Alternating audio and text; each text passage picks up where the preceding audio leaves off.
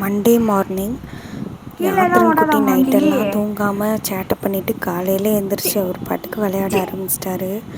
நாங்கள் தான் full tired. ஆனால் அவங்க காலையில் எழுந்திரிச்சு ரொம்ப ஃப்ரெஷ்ஷாக விளையாடிட்டு இருந்தாங்க. ஸோ என்ன காலையில் பிரேக்ஃபாஸ்ட் பண்ணுறது அப்படின்னு சொல்லிட்டு ஒன்றுமே புரியல. ஏன்னா நைட்லாம் தூக்கம் இல்லாததுனால மார்னிங் ஃபுல் டயர்டாக இருந்துச்சு, கண்ணெல்லாம் எரிஞ்சிட்டே இருந்தது. சரி, நாள் வந்துட்டு மீன் குழம்பு வச்சதுனால சிம்பிளாக மார்னிங் மட்டும் ஏதாவது பிரேக்ஃபாஸ்ட் பண்ணி சாப்பிட்டுக்கலாம் அப்படின்னு சொல்லிட்டு பிளான் பண்ணியாச்சு. என்னோடய ஹஸ்பண்டுக்கு வந்துட்டு மீன் குழம்பு வச்சு பழைய சாப்பாடு கொடுத்தா ரொம்ப பிடிக்கும். அதனால் எப்போயுமே கொஞ்சம் எக்ஸ்ட்ரா சாப்பாடு தான் நாள் வந்துட்டு செய்வோம். அப்புறம் கொஞ்சம் வேலையெல்லாம் இருந்துச்சு. ஸோ பாத்திரம்லாம் கழுவிட்டு வீடெல்லாம் க்ளீன் பண்ணிவிட்டு குக்கிங் வேலையை ஃபஸ்ட்டு முடித்தாச்சு. என் ஹஸ்பண்ட் எழுந்து என்ன சாப்பாடு செஞ்சேன் அப்படின்னாங்க. நேற்று வச்ச மீன் குழம்பு அவ்வளோதான் அப்படின்னு.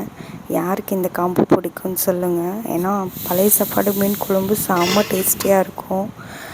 நான் எனக்கும் யாத்திரனுக்கு மட்டும் தோசை சாப்பிட்டோம். அப்புறம் அதோட டின்னர் தான். அப்புறம் கொஞ்சம் ரெஸ்ட்டு வேலைன்னு அப்படியே போயிடுச்சு. நைட்டு வந்துட்டு எப்போதுமே யூஸ்வலாக நம்ம சட்னி செஞ்சு சாப்பிட்றத விட ஏதாவது கொஞ்சம் டிஃப்ரெண்ட்டாக சாப்பிட்டா கொஞ்சம் நல்லாயிருக்கும். அதனால் நான் வந்துட்டு தக்காளி குருமா ரெடி பண்ணியிருந்தேன். இது ரொம்ப சிம்பிள் தான். ஒரு சட்னி ரெடி பண்ணுற டைமில் வந்துட்டு தக்காளி குருமா ரெடி பண்ணிடலாம்.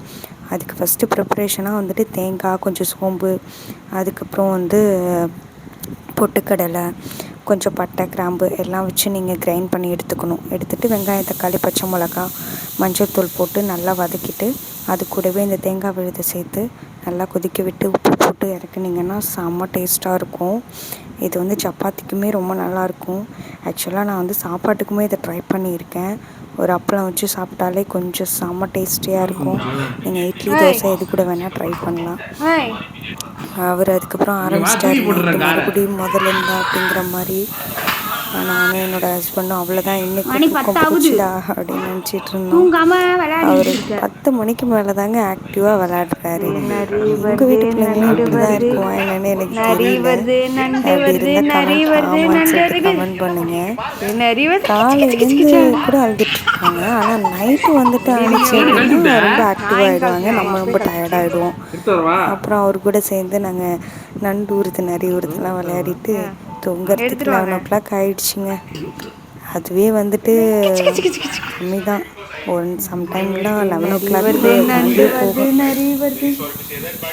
ஓகே, பாய் பாய். நெக்ஸ்ட் வீடியோவில் பார்க்கலாம்.